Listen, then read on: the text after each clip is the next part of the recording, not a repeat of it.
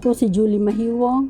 Lumaki ako sa Sablan. Natuto akong gumawa ng rice wine dahil nakita ko to sa aking asawa nung siya ay gumagawa ng rice wine. Kasi nung pagkapanganak ko, after 6 days, may Thanksgiving na ginagawa namin ako. Doon, umiinom kami ng tapoy na yung rice wine. Baya sa Ifugao. Sa isang selebrasyon, lalo na sa ritual, ang ginagamit nila dito ay yung rice wine. Siyempre, mag-ritual sila, kailangan nilang makate ng manok o baboy. Depende sa sabihin ng mumbaki kung ano ang kailangan, kung baboy o manok. Pero yung rice wine ay kailangan meron. Kasi yun ang laging sineserve kapag may ritual. From the original members that created Baguio Craft Brewery, most of them ay residing abroad. Our president, and who happens to be our master brewer, Christopher Ordas, talagang passionate about craft beer. Ang ginawa niya sa Canada, naging isang home brewer siya. Doon sa garahe niya, doon siya gumagawa ng beer niya before. It was that passion, it was that inspiration na nangyari itong Baguio Craft Brewery ngayon. So naisip niya, why don't we bring it to the Philippines? Because then, back in before 2014, nabubuhay pa lang yung craft beer scene sa Philippines. Ang mga guests natin dito, nagugustuhan nila yung beer natin because alam nilang it's made up of all natural ingredients. We don't do preservatives, we don't add chemicals, and we adhere to the traditional way of brewing beer. Madali naman na matutunan ang paggawa ng tapoy. Iba-iba lang ang paggawa ng tapoy. Yung mga benguet, iba din ang paggawa nila. Mga Ifugaos, iba din. Kasi iba-ibang tradisyon ang nakagisnan natin. Awan tawar na daytoy. Senior citizen. Say awan senior price. Ang 90. Dito ako lagi bumibili ng sticky rice. Sa pwestong to. Kasi pati yung yeast nila, dito ko rin kinukuha.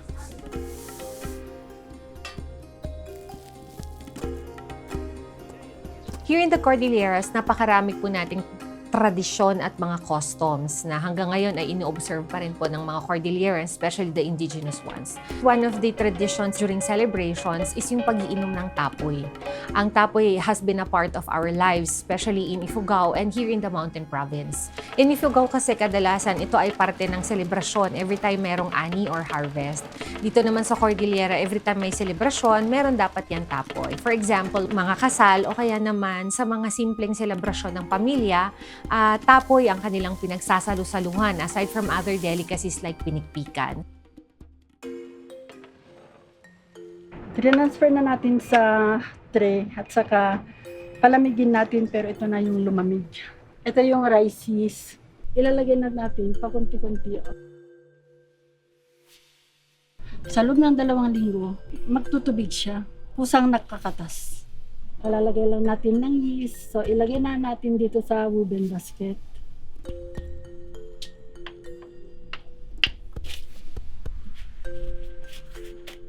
Hanggang 3 days natin siya ilalagay dito sa woven basket. So, dito mag-start yung fermentation niya. To continue the fermentation, ilalagay sa fermented jar. After 2 weeks, ito na yung finished product natin. Yan. So sa Baguio, or dito sa Highlands, as we call it, meron din yung tapoy. But beer, just like any other alcoholic beverage, iisa lang naman yung key dyan. Basta meron kang fermentables, there is fermentation that happens. Because sa fermentation, doon mo nakukuha yung lasa at doon ka nagke-create ng alcohol. Yung fermentation naman po natin, Depende rin po sa kung gaano kataas yung sugar content natin, fermentable sugars, hanggang dun sa pinakamababang maging alcohol niya. Depende po kung ano pong alcohol ng beer natin. Minsan po, tumatagal tayo ng 2 days hanggang 7 days. Minsan, meron din buwan. Let's say for example, wine, use grapes. Sa tapoy, gumagamit tayo ng rice. Kami naman din sa paggawa ng beer, gumagamit din tayo ng maraming mga malts like wheat, barley, oats, pwede ring rice, so marami. So very similar dahil nagkikreate siya ng alcohol basta merong fermentation. You know, it's not only about merrymaking, no, when we start drinking tapoy because it's wine nga, no? But it actually is a major element in ceremonies, no? In Cordilleran rituals. Ang pag-Thanksgiving kami, ang ginagamit namin baboy. Ang kasama ng baboy, tapoy. Hindi, yung iba, pag wala silang tapoy, ang ginagamit nila gin. Pero talagang matatanda, ang kasama parati sa ritual na yan, tapoy. Yun, nagta-Thanksgiving ka, kailangan kumpleto yan. Inihiling natin sa mga rituals is, number 1 is health and safety.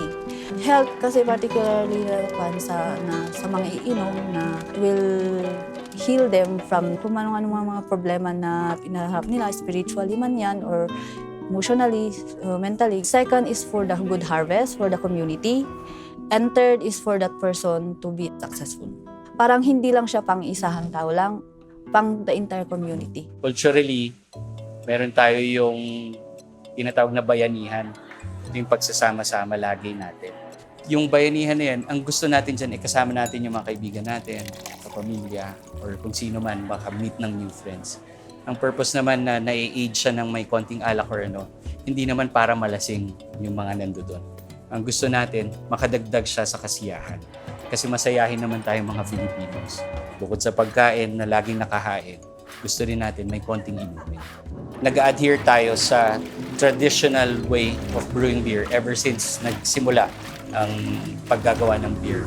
Yung ating beer, of course, wala siyang chemicals. It's all natural. So in terms of yung pinapasok natin sa katawan, malinis. And besides, masaya ka pa kasi may tama ka pa. Pero at least maganda yung iniinom natin.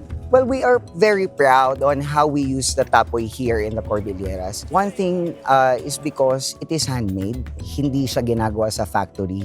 It is made with love. And sometimes, or most of the time, for private usage, it is made through prayers as well, or with prayers. So, alam mo yung purpose kung bakit ginagawa yung tapoy na yun at kung para kanino rin siya. Hindi lang para sa atin who are currently existing and living, but also for the unseen. And at the same time, it has a different and unique taste. Maganda rin na nakaka-give back kami sa city by providing another venue for people to visit. So, in terms of tourism, maganda rin yung naitutulong namin sa tourism ng Baguio at ganun din ang tourism sector ng Baguio, tinutulungan din kami. Every time pinapatikim po namin sa turista, yung tapoy ay tuwang-tuwa naman sila na sabi nila, very exquisite daw yung taste ng ating tapoy. In Cordillera talaga, drinking is very popular as well, no? Because we have tapoy nga and many other wines, no? Wine products. So whenever you have a taste of something local, which is, I think, starting to be associated with craft brewery, na it's local, even if it's not traditional, no? This is not necessarily Cordillera, but locally brewed, locally done.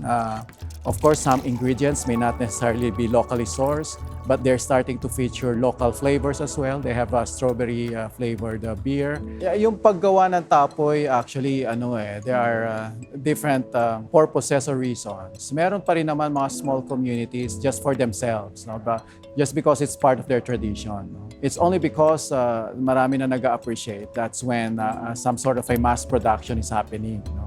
So yun na yung medyo nagiging business for many of our local communities as well. So I think that's the attraction there, no? The experience of a local culture and a local product na being done actually on the site.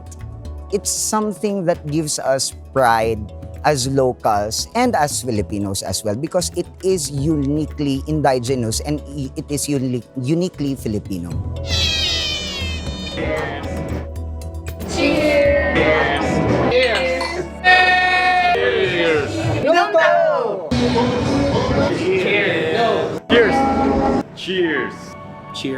Cheers!